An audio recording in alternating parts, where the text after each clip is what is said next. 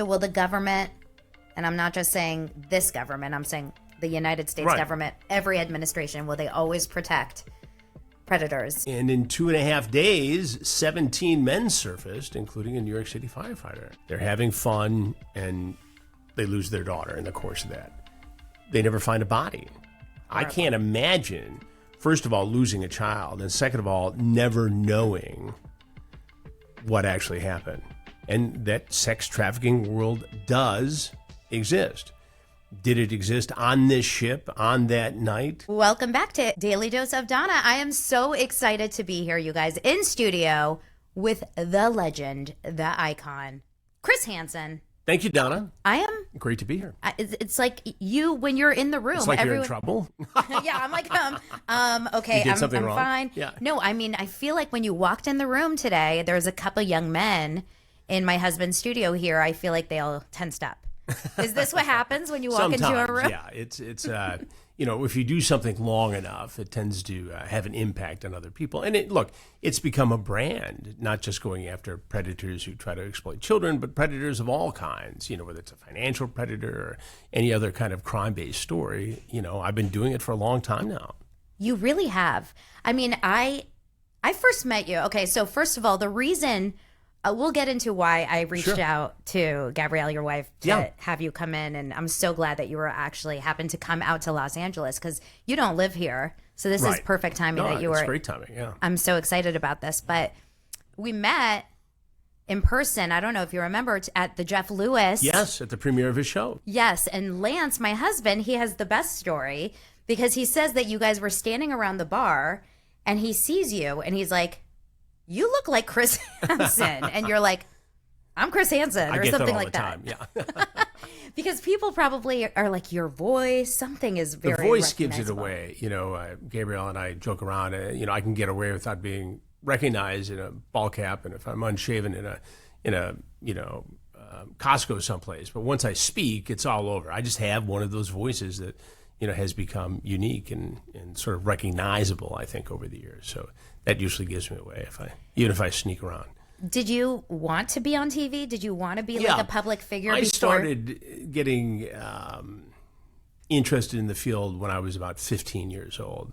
I grew up in suburban Detroit, and we lived about 1.5 miles or so from where Jimmy Hoffa was kidnapped. Okay. And so I became just enthralled with the story and the criminal aspect and the mob aspect of it and the law enforcement part of it, the investigation. Journalists from all over the world were there. And I used to ride my bike up to that place, the Red Fox a restaurant at the time where he was last seen. His car was there. And so I kind of got bit by the bug way back then, early in high school. Yeah. And so when I went away to college at Michigan State University, I just, signed up for the campus radio station and the news department, and off I went. How were you getting news at that time? I mean, obviously there was no internet. Nope. There was no social media. Nope. So it was just nightly news. Newspapers and the nightly news. So we watched the local news. Yeah. And it was all that was on the news at the time. It was a huge story. And the network news was there covering it, and you read the newspapers. And radio was big then. It was your version of true crime. I mean, it was the real true crime. It was true crime as it was happening in real time. And you were the only 14-year-old kid that was into it, I bet. Probably, yeah. And your parents? They in those days you took off on your bike and you went to work or did whatever you did, and nobody really checked on you much till it was dinner time. And if you didn't show up, then they'd ask some questions or call around the neighborhood. But you're just home for dinner. What did they do for a living? My parents, my father was in the auto industry, in sales for many years, and worked for a big company that sold parts to the big three. And my mom was a homemaker throughout our entire childhood. And then as we got older, I was then working as a reporter in Detroit in my mid-20s, and she got a job showing houses for a luxury home builder and ultimately became the head of sales for that luxury home builder and had a big job for many years, for 20, 25 years. So she kind of had a career late in life. But she was an artist and very talented with art and literature, but found this late life career and did extremely well with it. So it was very, very, I'm very proud of what she accomplished. I love that. So you started this fascination with crime, and then obviously the kind of like the reporting bug. Yeah. So I went to school and we did campus radio. You know, it was a radio station where unless you were plugged into the wall in the dormitory on campus, you couldn't hear it. Yeah. It was called carrier current. And so I started there, and, you know, your buddies and your friends would listen. And I got into the newspaper and worked there for a semester, and then was working in commercial radio. And at the time, WJM radio had both television and radio, and the owners of the property designed it like it could be a Holiday Inn in case television never made it. And so there was a pool there. So when we were doing radio late at night, we could go for a swim and go back to the next radio show. And I got to be friendly with the anchor man who ultimately got hired away to the NBC station. This was CBS, and he was news director, and I cajoled him into hiring me as a college senior to be a reporter for $4.75 an hour. So that's how it started. You wanted to be on TV? Oh, yeah. So you had like an idea. You were. Yeah, no, I was pretty focused. Who was your early. hero growing up? I'm Mike Wallace, you know, Walter Cronkite. Yeah. A lot of the other, you know, network correspondents. Bill Bonds, who was a local anchorman in Detroit, who was, you know, the first $1 million anchorman outside of L.A. or New York, and who ultimately was a mentor and, you know, sort of a second father to me in the business. So how did you go from just reporting local news and doing all that to kind of segueing into this niche? Well, I was lucky because after I worked in Lansing, I went down to Tampa, and we were very close at that NBC station with the NBC Bureau in Miami. And there was a fellow there named Don Brown who used to send the young kids overseas when, you know, the older, more seasoned network correspondents would go on vacation. So we used to get to go down to Miami to cover the riots. I spent some time in Central America. We went to Haiti to cover some events there. And so I had a taste of overseas and network style reporting, even in local news. And so when I went to Detroit after Tampa, you know, I had my eye on the network and was hopeful that one day I could get there. So I worked in Detroit for about 10 years, and I finally got the offer through the same guy who was then Miami bureau chief, who became vice president of NBC News, in charge of things, including hiring new talent. And so they hired me to work for a news magazine, which was then Now, anchored by Tom Brokaw and Katie Couric. And then ultimately they merged that news magazine with Dateline, and I went to work for Dateline. Wow. So that was 1993 when I went. Over to Dateline. And so you're over at Dateline, and now you're living where? In New York, based in New York, living in Connecticut. Yeah, at the time. And so how does this kind of fascination with catching predators start? Well, you know, I'd always been doing investigative, like enterprise stories. You know, we did a lot of things at Dateline, and but my primary responsibility was breaking news, enterprise, investigative reporting. And I became aware of this online watchdog group named Perverted Justice. And they would go online and they would pose as children. And if an adult hit on them and proposed a sexual liaison and made an appointment to go meet the child, they would post that identity on their website. And sometimes the police would get a hold of the information and they would prosecute the case. But I thought if we could, you know, use our ability to wire a house with hidden microphones and cameras and their ability to go undercover and pose as children could be pretty compelling. Now, nobody knew whether or not it was going to work. I pitched the story to Dateline. They signed off on it, and we found a house in Bethpage, Long Island. And in 2.5 days, 17 men surfaced, including a New York City firefighter. And, you know, I was on my way over there, and I'm thinking, Donna, you know, what if nobody shows up? You know, what if I've just wasted tens of thousands of dollars of the network's money? And with that, my producer called and says, hey, you had best get here because 2 guys are scheduled to be here in 45 minutes. So, you know, it was crazy. And you were the guy that's going to like pop in and be like, Yeah, we didn't have law enforcement involved in those the 2 first investigations. You know, we had security. We didn't know what was going to happen. Now, some of these guys were prosecuted after the fact in both Long Island and later in Herndon, Virginia, a suburb of Washington, D.C., but, you know, we became, you know, pretty adamant after the second investigation that we needed to collaborate with law enforcement. It was the only socially responsible way to continue. And it was, you know, even if you just take it from a television production standpoint, to see these guys just walk off into the sunset, it's unfulfilling. You Yeah, want to see 'cause these guys. Yeah, You're again, like, okay, you're caught, but bye, go home. We'll see you later, and maybe the cops will track you down after the fact. Yeah. So, starting with the third investigation, we worked with law enforcement every time. What year was this? Do you remember? That was in 2004, the very first investigation. So this is when I'm trying to think about where internet was. So it was mostly chat rooms on AOL, Yahoo, that antiquated platform called MySpace. If you recall of course, that. And that was it. And so most of this nefarious activity was confined to those areas, at least as far as we were aware. I mean, we weren't working on the dark web or anything, but you had Yahoo chat rooms, AOL chat rooms, and you had MySpace, and that's where all the action was.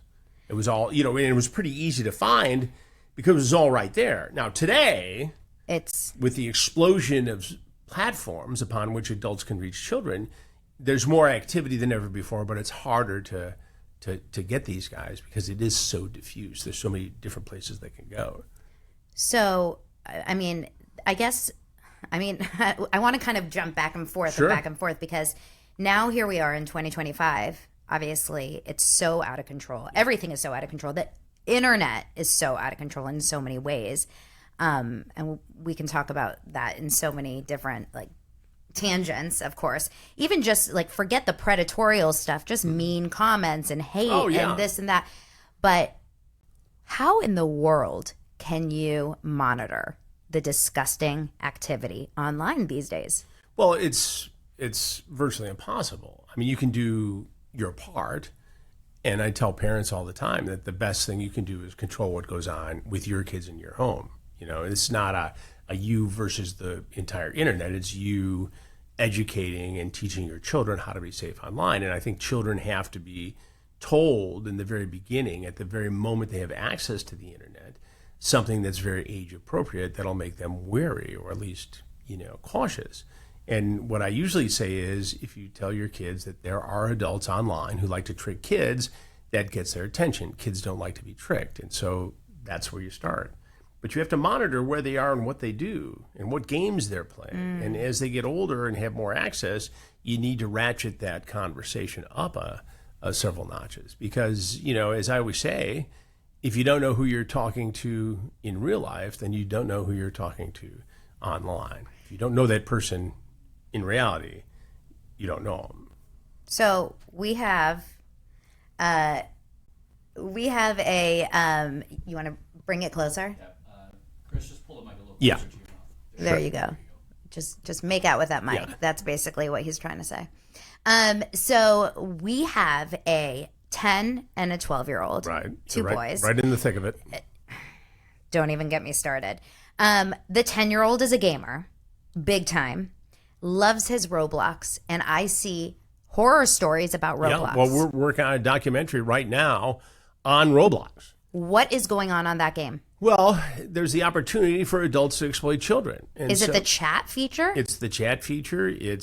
I'll give you an example. So in one small area of Florida, we have two elements of a larger documentary. Okay. One, you have a young man who is arrested for exploiting children on Roblox, giving them Robux, which is the currency used.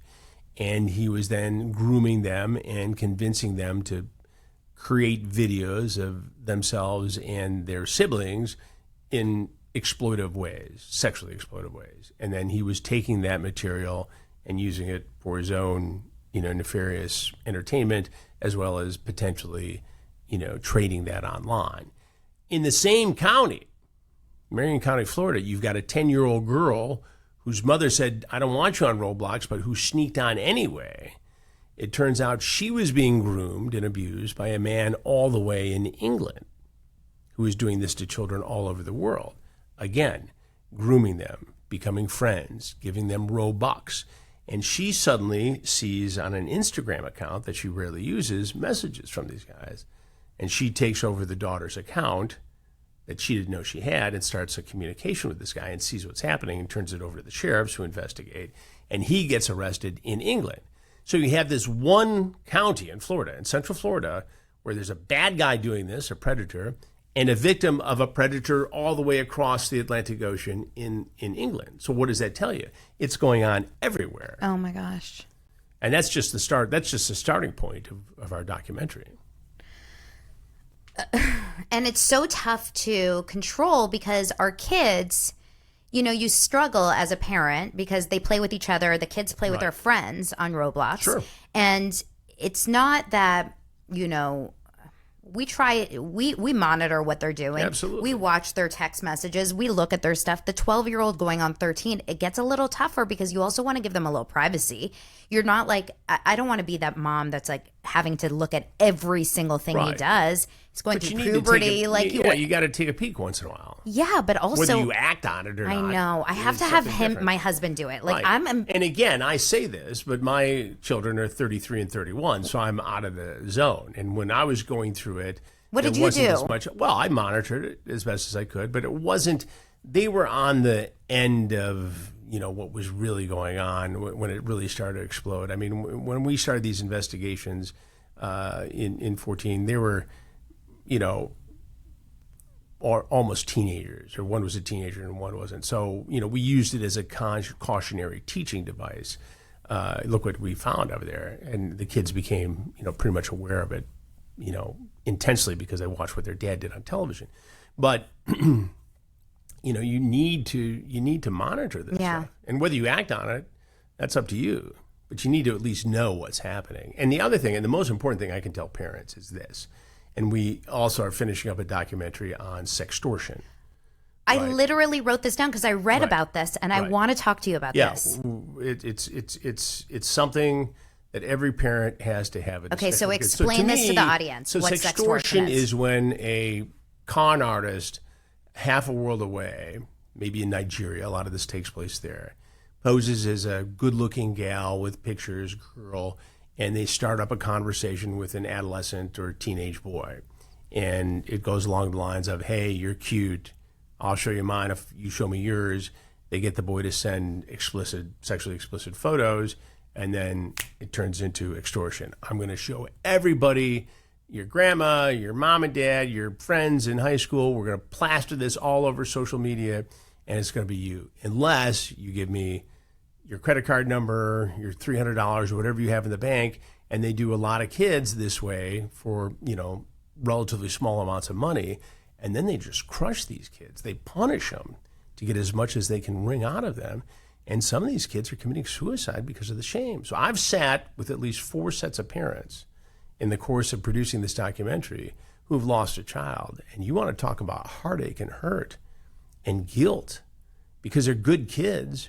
And had they just gone to their parents, they would have said, all right, knucklehead, let's figure out how to get this stuff taken down. Grandma's not going to really see it. And even if she does, she'll forget about it in 2 weeks. It's like not the end of the world. But in the moment, you think it's the biggest thing in the world. These boys world. think it's the biggest thing. Their life is over. Of course. And it's not. It's a bump in the road. It's not even a Barely blip. a blip in the scheme of things. But a kid thinks you're never going to be forgiven. Your parents will disown you if they find out. They feel that they've been tricked. See, again, it goes back to adults trying to trick children. Yeah. And, adolescent boys, young teens, they just, oh my God, there's a cute girl. They don't even think about the fact that it might They not send be. a picture in 2 seconds just to get a little attention from what they think is like some hot chick. Yeah. Oh my gosh. So we're trying to create a lot of Devastating. awareness about that. And parents need to tell their kids, look, if you do something colossally stupid online, come tell me about it. We'll fix it together. It's like the discussion that, with kids who might go out and have a few beers and their designated driver by mistake also has a few beers. Call me as a parent. I'll come and get you. If I've had a few beers, I'll send somebody to come get you. Yeah. But we're not going to yell and scream about it that night. We'll discuss it later in a very calm way. But let's get through the problem first. Communication. And we're not gonna beat you up over it. If you tell me you've made a mistake, we'll work together to fix it. And I a lot of parents just don't anticipate, and understandably so, that this sort of thing could happen, and certainly don't anticipate that their child would take it so seriously that they would take their own life. I mean, you can't predict that as a parent. And these are every case we profile in this documentary: good parents, good kids. And how are they meeting these people? Online. They But get approached. What? Any number. Could be Instagram, it could be Facebook, it could be Snapchat. it could be any number of platforms, some more edgy than others. But the case that we explore up in northern Michigan, where the young man committed suicide, these culprits were in Nigeria, in West Africa. And the only good news out of this is that they were able to, the FBI was, go over there, make arrests, bring them back, get guilty pleas, and now these guys are serving federal time. Oh, my God. So they're held accountable, at least.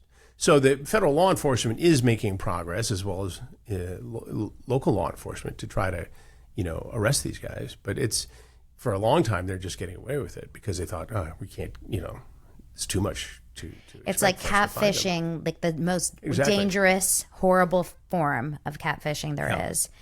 And these young kids are like 15, 16 years old. They don't know any better. That's so sad. So is that what that's the documentary that you're producing right now for your True Blue? We have 5 or 6 of them going on at any given time. This is all for True Blue? All for True Blue and for other entities too. We were talking to some other networks about doing some documentary work for them. But they'll have a life on True Blue. They'll have a life elsewhere. And that's the beauty of having your own streaming network that is also a production company. So we create content for True Blue. People subscribe. We have fast channels on Roku, Pluto, Samsung, all the major platforms, Amazon, so people can watch, for free with commercials. We also do a lot of stuff with Fox News, where some of our content exists there, and we're talking to them about some other things. And so there are a lot of places people can watch this, including YouTube. Everybody's got to have a YouTube channel these days. Yeah, I see your stuff on YouTube all the time. We're in virtually every home in America and a lot of homes overseas too. So we have a lot of, and we own the content and we own the distribution of the content. So it's great, for us. And if someone wanted to subscribe, they just go to trueblue.com Watch trueblue.com. It's TRUBLU. Okay, TRUBLU. Correct. And I was watching your YouTube, just doing some research. Yeah. Watching your YouTube, and I saw that you offer like a yearly and then a monthly situation. And you have, you said hundreds and hundreds of episodes of all your things. Oh yeah, we're up to, I think, about 150 episodes, and we just finished. Every month we do 2 or 3 stings, and we then have the podcast Predators I've Caught, where we go back the old cases, we go over those, and we track down the guy and figure out where he is, what's happened, and so we've been doing that for about 5 years as well. So that's Predators I've Caught. Okay, so let's talk a little bit about these predators.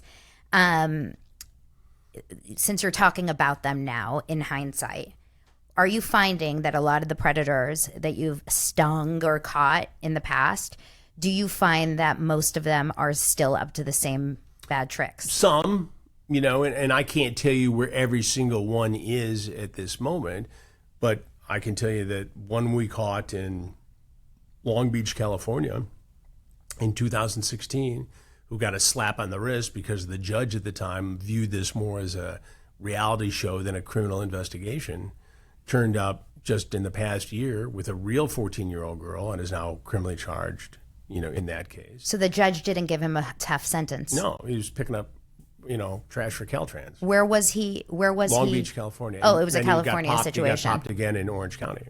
So it depends on the judge that you have. It depends on the judge. It depends on the individual. And, we all want to view these predators as one guy, and they're not. They're the hardcore, heavy-hitting pedophiles who, need to be locked up for life because they will never change.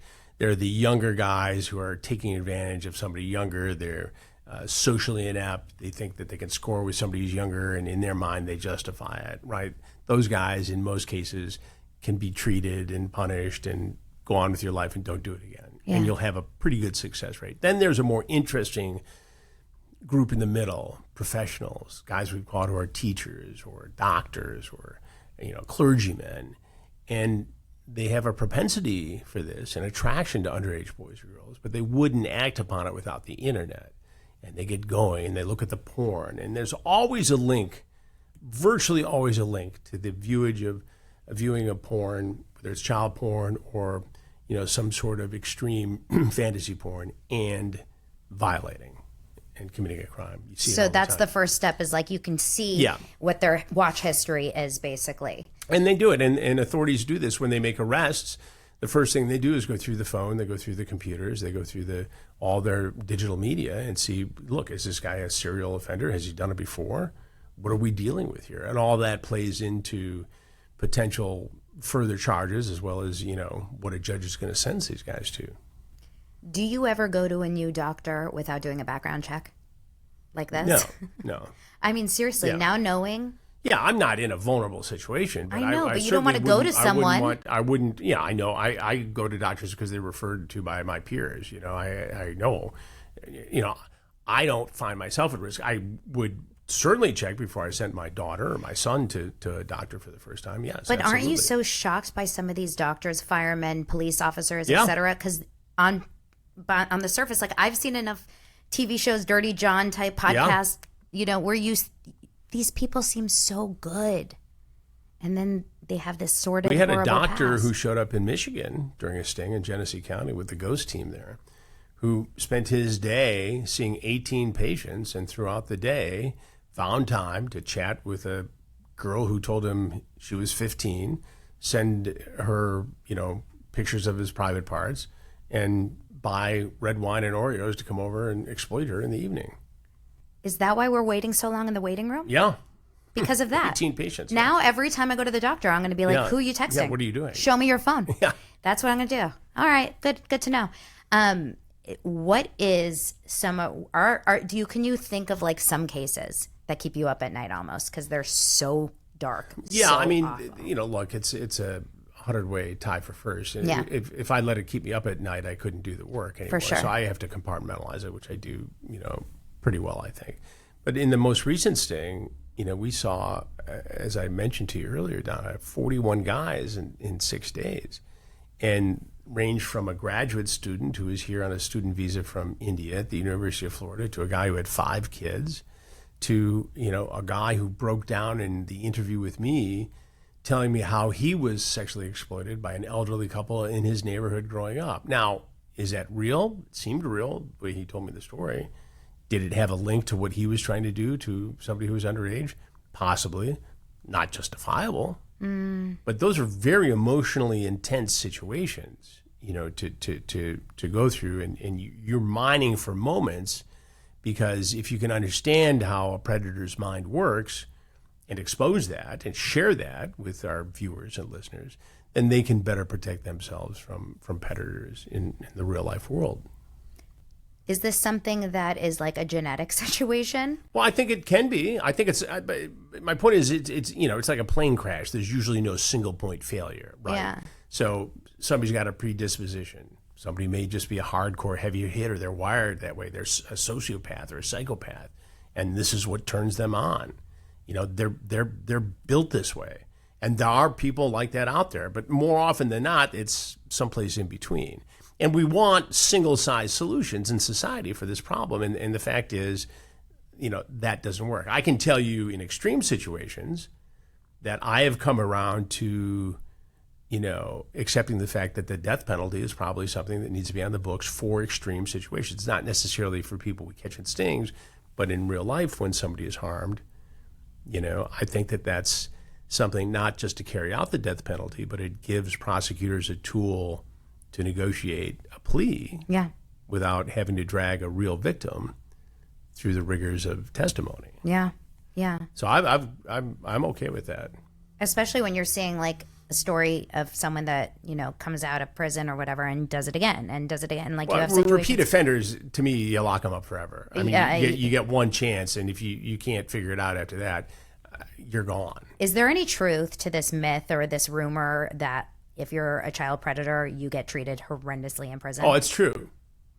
It's true. There's a content creator who I've become friends with named JD DeLay. Okay. And you see him all over Instagram. He's got his own YouTube and TikTok and everything. And I've had him on my shows. And he is a guy who got dusted up in the criminal justice system by his own admission. He was stealing and selling drugs. He had a substance abuse problem and cleaned it all up, went straight, and is a model guy and helps guys who are in prison reform, get better, and survive on the outside. I mean, he's devoted his life to that. But he will tell you that his bad trip started with being the victim of a sexual assault by somebody known to the family. And he tells the story about somebody who he was aware of when he was in prison, whose daughter was victimized. This guy committed a crime and specifically figured out a way to get in the same prison to get back at this guy. And by the time they found him alone in some storage room, he had gotten a shiv halfway up his head, half scalped the guy. Jeez. So that, that's an extreme story. It's one that got my attention, and that's why I share it. But they're not treated well in prison. That's absolutely true. Well, good. Well, it's the worst of the worst when it comes to criminals, right? Absolutely. I mean, there's so many bad. I've gotten like a newfound obsession with true crime. I've always loved the true crime podcast, but this last year, my podcast covers all kinds. It started with like celebrity gossip, and then it's reality TV, and then this last year, it's really kind of pivoted. I got really into the Karen Reed trial. Sure. I covered every Big single story. day. Oh my God. Did you watch it? Were you into it? Yeah, of course. The corruption, the disgusting corruption of like that. Well, police that, force again, it's one of those situations where, the truth lies someplace in between. My theory on that has always been that they're all so drunk that nobody really knows exactly how that the went alcohol down. did not help that night. I mean, that was a messy night. Everyone was drunk, but it was also, for me, what was so crazy is just how, the cover up was, I felt like everyone was just, the investigation was so botched and no one had. Well, that's the thing. Even if she did act criminally, there was so much doubt cast and reasonable doubt cast because it wasn't of fair. The actions of some in the police department that it was hard to get a conviction there. Yeah, it was a really botched trial. And I saw a lot of unfairness with the judge. We were watching the live trial. I was thinking, oh my gosh, if this is on live TV, you can only imagine what happens in certain courtrooms, that aren't aired. No camera. Well, that's why I've always argued for cameras in the courtroom, because it holds people accountable. Plus, it's fascinating television. Oh my gosh. That's great TV. I cover the Justin Baldoni and Blake Lively story very regularly on my show. And I can't believe that we won't be able to see that live. It's like the Diddy trial because it's in New York. Right. How can we not see these things? This is killing me. It's federal courts have typically not allowed it. I know. And I sat, when I was in Detroit as a reporter, I covered federal courts, and we had meetings because in the local courts you could get a camera in the courtroom, and it was great. Yeah. But we had meetings and test runs and certain hearings to get cameras in, and they just never allowed it to happen. Did you pay attention to the Diddy stuff? Oh yeah, very closely. What were your thoughts on everything in terms of like the sex trafficking, the RICO charges, all of that? Did you have any? I think RICO is always a complicated charge, whether it's a mob charge for organized crime, whether it's a drug charge, and I've seen it used very successfully countless times. But I think when you charge one guy, right, with these horrific actions, and one of the charges is RICO, and there are not other people charged who took part in the conspiracy, the RICO racketeering conspiracy, it's hard for a jury to get their arms around some of this stuff. And so nobody is arguing that Diddy was a good guy, and that video of him beating Cassie is horrible. And, when you have civil suits like this, oftentimes, the feds see it and say, we can't just sit by. We have to open up an investigation, and those civil suits will be the backbone of a criminal case. Yeah. I think the Diddy case, watching it, now I didn't cover it, I wasn't in the courtroom, but I think that could have gone either way. I wasn't shocked at the verdict that was reached by the jury. I wouldn't have been shocked if they convicted him of racketeering, because some of the stuff was just so out there, so abusive. Yeah. I agree with everything you're saying. I just don't think they had a strong enough case at the end of the day to really get him. Well, look, they argued that it was lifestyle, and that the people who were the victims of this, or the survivors, agreed to do it. As egregious as it is, as physically punishing as it is, as much as it offends the average person. It's not they could have walked illegal away. To have like a disgusting sex life or That's true. a wild sex life if you have two. Yeah. And that's why they brought in the racketeering, which obviously in this case, with this jury, they were able to dust up enough reasonable doubt to, get them off on those other two charges. Yeah. Okay, I have another current hot topic that has been a big thing is Amy Bradley. Have you heard about this documentary, Amy Bradley? Missing You Amy have? Bradley. Oh, yeah. I'm so glad because I didn't even ask before. This whole documentary is about this woman, for anyone that hasn't heard about it, but I've kind of touched on it. And the whole theory is it happened in 1998 on a cruise ship where she allegedly was sex trafficked. Well, the brother and the family believe that she was sex trafficked from this cruise ship. in Curacao. I believe it was Curacao. And 27 years later, they're still on the hunt for her. Lance and I watched it. We're like emotional watching it, but the more and more time that goes on, and I was like, down the TikTok rabbit hole, I don't think that I'm still believing that she probably just fell off the boat or threw up or something. And I don't know. I can't believe that she was sex trafficked, but I need to know your thoughts. Well, first of all, I've not reported on it, so Okay. I can't give you a definitive answer. Why you're the man? If you say it, it's true. I have an opinion on it, but first of all, my heart breaks for Sure. any family who's lost a child. Of course. Oh my sibling. gosh, yeah. I mean, I can't imagine. There they are on this great cruise where people saved money to do something fairly exotic. They're having fun, and they lose their daughter in the course of that. They never find a body. I can't imagine, first of all, losing a child, and second of all, never knowing what actually happened. Now, it wouldn't be unusual to not find a body in the ocean. You would hope you would have some closure, but these poor people have never had closure. So you can understand why they would want to pursue every potential theory that's out there. You want to know the truth, and you can become vulnerable, I think, sometimes when people suggest that they saw somebody who looked like her with a hood on here, and maybe she's had a child through the sex traffickers, and that sex trafficking world does exist. Did it exist on this ship on that night? How do they get her off the ship? How does the mechanics of this thing work? I can't tell you it didn't happen, certainly. And again, I'm basing this on my observations, not having reported on it officially. But it would be hell for parents to go through something like that. And I could see a scenario where if I were a parent and I didn't have any answers, well, I would wonder that in a very serious way. And if a documentary maker came to me and said, we want to do something that a lot of people will see, and we're going to explore things that might be uncomfortable or, unusual, why wouldn't you want to explore that? I mean, I'm sure they cooperate in the documentary to see if anything shakes loose. Well, and I think that's a reasonable thing to do. They definitely got more leads, apparently. He's been the brother. I haven't seen the documentary, so I need to watch. Oh, you got to. So you knew about this case regardless. Yeah, I guess it's been a pretty big case. A friend of mine who reports on these documentaries all the time, she knew about it. It was like it's been on her mind for years. It's a well done documentary. It really does make you think, but it also brings up more questions almost than answers because there's so many inconsistencies on it. But the brother, who I'm still so surprised by his name is Brad Bradley, and that is something that I just can't wrap my head around. Would you ever name your son Hans Hansen? I'm just curious if that's something that you would ever do. It didn't come up in the process of it. Brad Bradley. But Brad has been like he's been doing the rounds. Like he's been doing a lot of press, and I'm sure that this is, you do have to say, like, if this is your own kid and there is no evidence of the death, you're going to keep the hope alive. It killed us watching it because they have not unpacked her bag for 27 years. They didn't unpack her shampoo from the suitcase. It's still in the Ziploc bag in the attic. Like, can you imagine?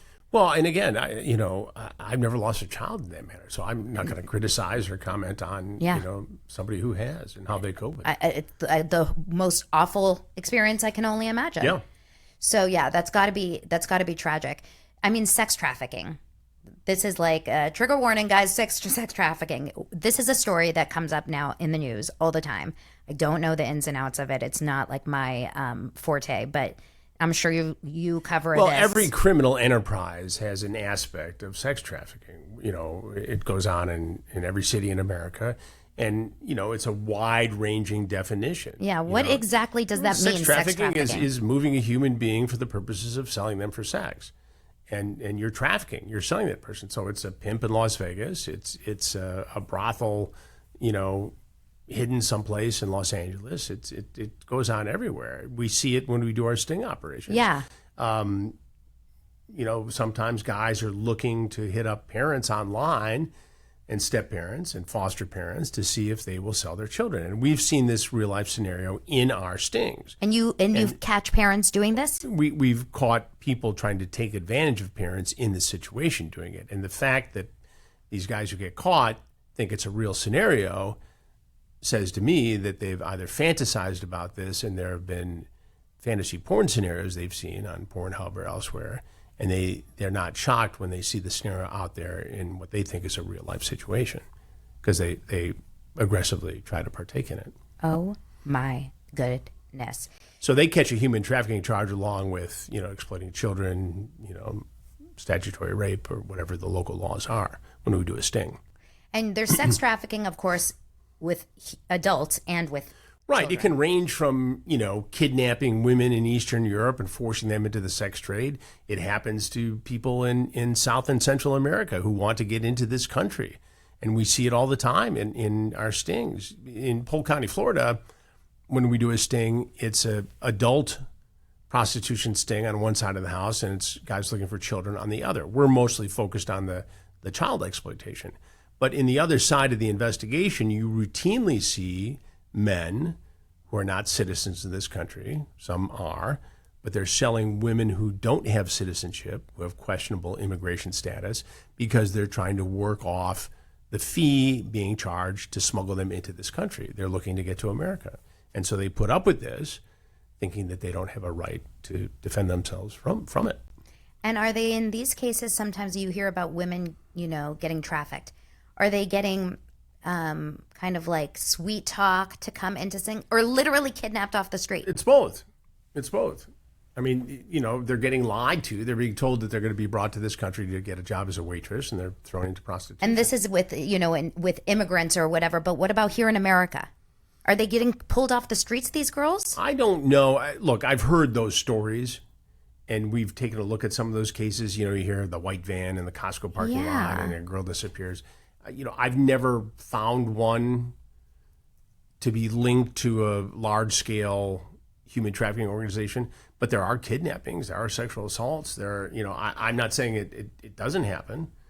I don't think that people are getting picked up left and right just in the course of doing their daily business. With the stings that you do, have you ever felt like someone was ever trying to do any sort of kidnapping, or was it mostly just for that one night? I think that there's a possibility that there were some kidnapping plans afoot. We had a guy in Connecticut who showed up with essentially a kit in his car. Had a loaded gun, video camera, duct tape, rope. Oh, my God. He's trying to pick up a 13, 14-year-old girl. Oh, my goodness. And then we see, in different states that have, carry laws for weapons that are looser than some other states, we see guys bring weapons into the house, not because they're threatening us. I've had interviews where there's been a gun in a leather pouch sitting on the counter the entire interview. We've had guys with weapons in their waistbands. What worries me about that scenario is, say we're not there, and say there is a 13, 14, 15-year-old girl or boy there, and it doesn't go their way, or they want to eliminate evidence when they come to that they've committed this horrible crime. What happens to that child? That's what worries me, and that's the scenario you're referring to. And yes, we see that frequently. Are you ever finding drugs on these people? Oh, yeah, Are they trying to they're trying to roofie? Not so much roofie, but try to bring marijuana or cocaine. Get them high. Eliminate their inhibitions. Get them drunk at least, for sure. Yeah, they bring liquor all the time. That makes more sense to me that you would just try to get them drunk. But I just watched The Hunting Wives on Netflix, which is so good, by the way. It's like the best show. But in one of the cases, there is like a child predator situation with a pastor. There's a whole storyline in it. Sure. And he roofies. Well, I don't want to give it away, but there's alcohol and roofie situation. And so I just think that would track. Oh yeah, no, absolutely. We see it all the time. Just so that they kind of like black out for the night. Yeah. Okay, so this kind of like leads me to actually why I reached out, because I saw you on Long Crime. I think that's what it's called, right? Long Crime on YouTube. About this Aaron Spencer case, which I just heard is getting pushed, and it's such a bummer because the trial is getting pushed a few months. Right. So it was originally, I think, as of this taping, tomorrow was supposed to be pretrial hearings. Yeah. And it's been pushed until December. I know. With a January trial. Why? My understanding. Well, because I think there are a lot of motions, there are a lot of back and forth. There are discussions about plea agreements. The prosecution's got a tough case here. You got a father charged with second-degree murder in a case where the victim was criminally prosecuted for sexually assaulting and preying upon and grooming his daughter from the age of 13 to 14. And so, as much as I can look into that case and see what was going on there, and that had been sealed earlier on, so not everybody saw that, but there were 43 counts involved with the guy who was killed, charged against the guy who was killed, involving the sexual assault and grooming of his daughter. So you're saying it's sealed because I'm not sure. It's open now. It's okay. open, So what are the details there? How did they have a connection or a relationship? The dead guy. I can't remember, Flossum or something. Yeah. I can't remember his name, but the guy who Aaron Spencer eventually killed to protect his daughter. Right. Who took her that night of the killing. The kidnapper, the disgusting He was man. the boyfriend of a female family friend of the girl's mom and dad. Okay. So Aaron Spencer and his wife are living Had with a their family daughter. friend. Right. They had a family friend whose boyfriend Was this guy. Yeah. Okay. Flosser. Okay. And so he, turns out, was contacting the daughter. Who was 13 at the time. 13 at the time it started. And he was able to convince her and cajole her into having a sexual relationship. He gets caught. They report him to authorities, and he gets prosecuted. He's not supposed to be around or contacting, obviously, this girl. But it continues. And somehow, some way, that night, they hear the dog barking. They look for the girl's gone. The father suspects immediately that this guy is involved, and he calls into police, according to the court documents I've seen that were just unsealed in June of this year. And he said, you need to go to this address, which is the address where this guy lived. And before they could get involved, he jumps in his car and apparently sees the pickup truck with his daughter in it and the guy. And depending on whose story you believe, there's a chase, an accident. The guy gets out. Aaron Spencer's armed. He's got 15 bullets in a clip of his Glock. And there's a tussle, and he ends up shooting the guy multiple times. And he dies, rescues the daughter. And then, the police show up. He calls 911, gives his version of events. And he's taken into custody but released pending investigation. Ultimately, he's charged with second-degree murder. And I think they have a very difficult case. I cannot imagine a jury in that county of Arkansas convicting a man whose daughter was sexually assaulted repeatedly by a guy whose father takes his action. I don't see any set of circumstances where this leads to a conviction. So I can only imagine, without being in the meetings and having had deep conversations with anybody involved, that there's probably talk of a plea, avoiding a trial. And I'm sure Aaron Spencer's lawyers are saying, hey, we'll take it to trial. Good luck. Yeah. Because we'll defend this man, and he's going to walk. Now, there's a lot of people chatter online with a lot of the law tubers that I love to follow that are talking about the judge. That the judge apparently, there's a lot of police. It's a small town. And the man who was shot dead has a little bit of a police connection, no? Wasn't he a former... I have heard that, and I don't know that to be. I don't know that to be wrong, and I don't know that to be true. I'm pretty sure he was a former police. I ran his background. One of the sponsors of my podcast is Truth Finder. Okay. And it's a service that allows you to find out background. Oh, I'm going to need to check them out. Yeah, check it out. I've got a lot of trolls on my back. It's a good service. So anyway, in preparation to come chat with you, I took a look at it, and aside for some what'd you find about me? I haven't looked at you yet. Oh, okay. I thought that's what you looked. No, I'm like, we're oh God, what'd you find? We're looking at the guy in that case, and he had had some touches with the law, but mostly traffic stuff and minor stuff, and nothing that with the man who was dead. killed. Yeah. But you didn't find the connection because I guess this is where rumors can come in, but I'm pretty I sure. saw someplace in the research that he had been involved with law enforcement, but I haven't seen anything that indicated it had any impact on this case. So this is where, and this is interesting, do you find a lot that these kinds of cases could get a little bit, they can kind of come down to like pro-police or anti-police when it comes to the reporting of it in this? Yeah, I think this is pro-parent. I mean, For sure. And again, I don't know that there are many people on the police department which investigated this case who would agree with the charges. I mean, when I saw the chief law enforcement officer in that area speak earlier on in the process, he said, look, this is up to the prosecutor's office. We investigated a homicide, which is one human killing another human. We brought the facts to the prosecutor, and I'm not going to take a side on this. You all figured it out. And that's what they did, charged him with second-degree murder. Now, I don't know what the politics are in that town, but I can tell you in just about every city in America, every county in America, you got a guy who kills a man who assaulted the child, and there were criminal charges pending in that case. What was he doing out on $50,000 bond? A jury in America is going to convict him, is my prediction. Also, there's nothing that you can tell me that would ever keep me from, killing someone that's trying to take my kid. Sorry, I'm just putting it out there. I'm not like trying to, put myself. I mean, maybe the prosecutor's saying it's a question of fact for a judge or jury. We're going to take it and let the chips fall where they may. You can't put a parent in that situation and expect them to sit back and wait for cops. I'm in agreement with you.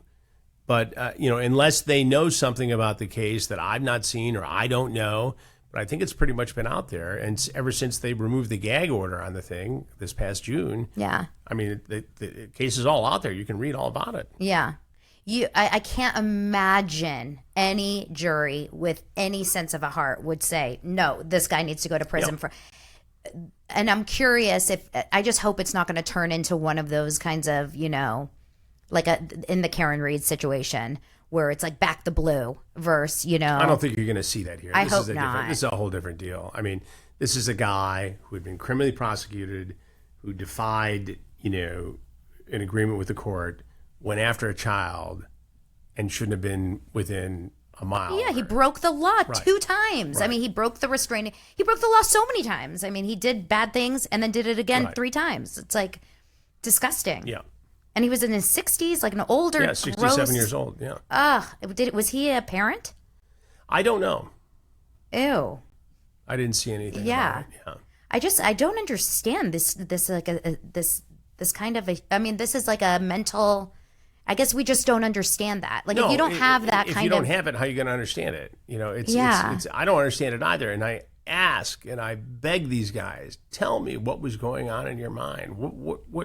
What made you think this was okay? And in 21 years of asking that question, I think I've gotten close to understanding some of the cases, but I just don't understand and probably never will how somebody could go through with that. How you get that attraction to a child. I just don't understand it. I probably never will. Do you think maybe he was, okay, here, let me switch it a bit. There's been some cases. So I like Daily Mail because it's like so stupid. It's kind of like my gossip rag. And they have an obsession with reporting female teachers that fall in love with. Well, there have been more cases of that than ever before in my entire career. Okay, so this is like a trend now, I guess. Then. Absolutely. And it's on TikTok all the time. I see stories about this. Hot female teachers. Like, these are not old, like, librarian. Well, there are some of those, too. Oh, are there? I only see the hot ones. We follow this very closely. At some point, we're going to do a documentary on that as well, because I've never seen in my entire career more of these cases where teachers have been preying upon, female teachers preying upon young male students. I've never seen anything like it than in the last 3 to 5 years. And I noticed, like, the ones that I see, at least, and maybe it's the only ones that they're reporting on because they all seem to be the same. Well, they make for good pictures. And probably. Yeah. They're beautiful women, like fairly pretty women, right? They're all married. They're all, some have kids of their own, but they all seem to have, like, pretty decent lives. Well, there's one case in Tennessee that you may have seen where the woman was actually the teacher accused in the crime of sexually assaulting the young boy, was married to a sheriff's deputy. This case has torn this town apart. And it's alleged that the boy got the teacher pregnant. And so a whole town is torn up because what? She needed to have this relationship to fulfill herself, to relive this a happier time in life, to have power over the child. I can't explain it, but it's probably a combination of those things. And we've seen it happen to a 68-year-old teacher in Wisconsin. We've seen it all over the country. We keep a file. And there are at least 50 cases in that file. And I keep saying, well, we need to do something about this. We need to do something and put it all together. And we will. But, the schedule's pretty busy right now as it is. But we'll get There's only one Chris Hansen. Yeah. I can't believe I got you for this hour. And then, I find it interesting. And then I also, for that documentary, you gotta find out why the husbands stick by their wives. I feel like in so many of these cases. I think they stick by him through the court case, and then I think you're going to see him. Is that what it is? I think so. But also, if there are kids involved, like some of these people have kids. So I think the dad sticks, the husband sticks with him for the kids, at least until the case is adjudicated. But then right after it's my a guess divorce. is you're going to see a split after that. I mean, how do you deal with it? How do you put that? An affair is hard enough to deal with, but then knowing that they had an affair with a child and then maybe got pregnant, but I mean, there's so many layers. It's just, how do you come back from that? And it's usually like the kid's age, like their own kid's age friend. In some cases, so horrible. Okay, so I'm trying to think. Epstein. We have 5 seconds. Give me a little bit, like what's going on? What's on your mind? I don't follow it regularly, so I'm not even an expert, but obviously it's on the top of the news right now. Right. I've been watching it for about 10 years. Yes. Right. And around 10 years ago, I started to get interested in it, and I had some people who had some information, and I tried to form a sting, right, to figure out a way to infiltrate that world. And there's so many levels of security that I ended up setting it aside to work on other stories. It was the Miami Herald who kept chipping away with daily reporting and really good work, and they convinced some of these survivors, victims, to come forward and tell their stories. And the reporting of the Miami Herald and Julie K. Brown specifically was what became the backbone of the federal government's case when he was indicted in 2019. We're looking at some things. There are some people who are victimized who have not talked, who I'm in discussions with. I think it's going to be interesting to see who is called and who agrees to testify before Congress. It's going to be interesting to see what Ghislaine Maxwell says. I put in a request to talk to her. That may work in my favor that it's Chris Hansen, predator catcher. It may be off the table right away because it is Chris Hansen. I don't know. And maybe she's not going to talk to anybody because she's in the middle of negotiating a deal with the feds. Now, they moved her from a medium security facility near Tallahassee to a minimum security facility, a camp in Bryant, Texas. They don't do that because they're punishing you. They do it because they need access to you. What do you think about that? Well, I think that she's cooperating at some level, and she's trying to get the best deal that she can get. And what she's willing to give up and what she has given up, I don't know. Don't you think she's a predator? She is absolutely a predator. And when you hear the stories of some of these girls who were, in some cases sitting at a bus stop outside of a university near Palm Beach, Florida, and they're approached by her because the girl fit the model of what they were looking for, and talked them into this whole scenario. It's quite shocking, and she was involved in all that stuff. So it's kind of it's pretty horrible that she's getting this like cush deal. Well, I mean, people cut deals all the time. Yeah, it's how that's how you get information. Crimes conceived in hell are very rarely witnessed by angels. That's the criminal justice system sometimes, and so. Is it the right thing to do? What kind of a deal does she get? Do they cut the 20-year sentence to 10, to 5? We'll see. So will the government, and I'm not just saying this government, I'm saying the United States government, every administration, will they always protect predators? Probably. Well, you'd like to think not. As much as Epstein had bought his way into power and influence and politics, the whip came down. They indicted him. And it was in 2019 when Trump was president So there was no interference there to say you can't do this or we're nervous about it. They indicted him. Did he kill himself? I think so. Why is there that missing footage? I don't, that particular facility is just a rat hole. Okay. And so it doesn't shock me that cameras were not working here and there. It's suspicious. Yeah. It feeds the conspiracies. Yeah. But everything I've seen indicates that this guy was just not going to face any more time in prison. He had done, what he wanted to do. He didn't see a way out, and he ended it himself. What about the Clintons? I see them in the news a lot right now. Bill. Look, Bill Clinton was on the plane. Yeah, many times. Many times. I don't know. I know that in the safe at the Upper East Side mansion, there were pictures and videos and physical things. And I don't know if any of that relates to any specific human or anybody in power. Yeah. But look, this guy was able to amass a fortune, an island, multiple properties.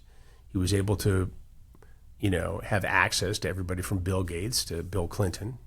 He, in the earlier days before he was charged in the first case down in Florida, he was socializing with Trump and Melania. Yeah.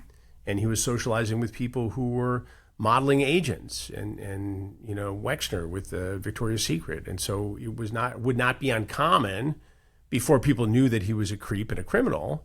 He's a wealthy guy who's connected and he's got an island. Dates a lot of girls. Yeah. So people would be attracted to that. Once it came out that the girls were underage, then there was outrage over it. Yeah. But that Bill Clinton picture with him in the blue dress and the heels, that's creepy. That is the weirdest thing I've ever seen. And who commissioned that? Epstein, obviously. The fact that that's up in his or owned it. house, that's the. I still can't if you're Clinton and you know that exists, maybe you didn't know it exists, but you got to say, hey, get rid of that. I was a president. Yeah. It's just not right on so many different levels. So there's no picture of you out there with you in a blue dress and red heels, Chris? None of that. You sure in your house? Are you sure about that? Yeah. Okay, just making sure that, one day we're not going to find out something weird about you, like Chris. That. So, Chris, True Blue. You go to watchtrueblue.com. You get access to everything. You have. So the whole catalog. The whole catalog. So it's all of our predator investigations, and we're up to like 150 right now. We drop a new investigation every Thursday. We have a lot of other content, and we have more in production. We've got a series coming up about ICE and illegal immigrants, and we'll be riding along with some of those people. No way. Homeland Security, yeah, it's a big deal. And a lot of international stuff we have in the works. We are now working, a year ahead in terms of our projects. The Roblox thing is well underway. We've got other documentaries that are well underway, this extortion thing and some others that will be exclusive to True Blue, and some will have a version for True Blue and other networks as well. So it's a busy little schedule, but it's really, for a guy who's been doing this 42, 43 years, and much of that with a network that allowed me to create a brand and have the platform to do what I'm doing today. I couldn't do this without all the time at NBC and Discovery and everything else. That's how I made my name, and I'm grateful for that and have a great relationship with those people. But to own your own network, to own the content, to own the distribution of the content is really great. Yeah. And I'm enjoying it very much. No, you're leaving quite a legacy. You're a national treasure. I think you're doing, but you're making a only difference. in my own mind. Right? No, I think a lot of people. You're really making a difference. I think for the safety of the world. I don't say that like as a joke. I say that for real. Hopefully, you're scaring enough people from making. I hope that it's mistake. a deterrent. Look, it would not upset me to try to do these investigations and have nobody show up. Right. I would love to do a cooking be show a win. in Italy. Like Stanley Tucci or something. It'd be great. It'd be great fun. That's the next show. I don't see that in my near-term future, though. I know. Unfortunately, there's a lot of people that you still have to get. Yeah, exactly. Well, that's good for True Blue. But thank you so much for being here. Well, thank Chris. you. It was a pleasure. It was really fun, and hopefully, we'll come back again. Yes, for sure, for sure. Thanks. All right, we'll see you guys next time on Daily Dose of Donna.